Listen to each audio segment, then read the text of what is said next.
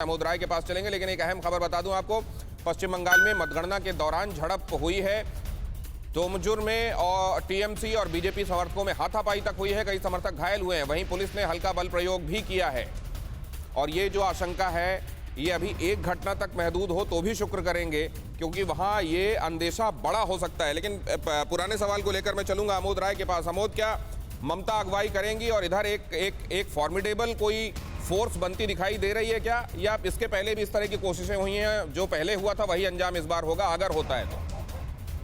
देखिए दिनेश, चुनाव के बीच में ही ममता बनर्जी ने जिस तरह से सारे विपक्षी दलों के नेताओं को चिट्ठी लिखा था और जिस तरह से लामबंदी करने की कोशिश की थी और उस पर जिस तरह से प्रतिक्रिया मिली थी, वो निश्चित तौर पर कहीं न कहीं बंगाल चुनाव के बाद एक जो लामबंदी की कोशिश तेज होगी, इसका एक द्योतक था। और अब चूंकि बंगाल में एक बड़ी विक्ट्री की ओर ममता बनर्जी बढ़ रही हैं और ये माना जा रहा है कि उनके खिलाफ केंद्र सरकार से केंद्र के तमाम बड़े नेता लगे हुए थे, उसके बाद ममता बनर्जी ये जीत हासिल कर रही हैं, तो निश्चित तौर पे उनके पीछे तमाम जो छोटे दल हैं दूसरे राज्यों के, वो सब खड़ा होना चाहेंगे।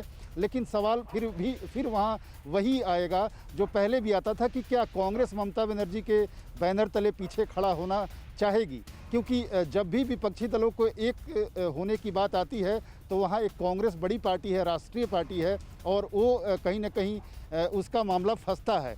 तो ये देखने वाली बात होगी कि क्या ममता बनर्जी के पीछे जब सारे एक साथ लामबंद होते हैं तो कांग्रेस की वैसे हालत में क्या सूरत रहती है।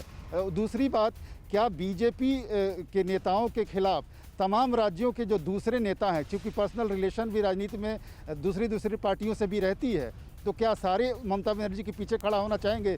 मसलन शरद पवार भले ही ममता बनर्जी को बधाई दे सकते हैं, लेकिन क्या ममता बनर्जी के पीछे खड़ा होना चाहेंगे? ये सब तमाम ऐसे मुद्दे हैं जो भविष्य में देखने को मिलेंगे।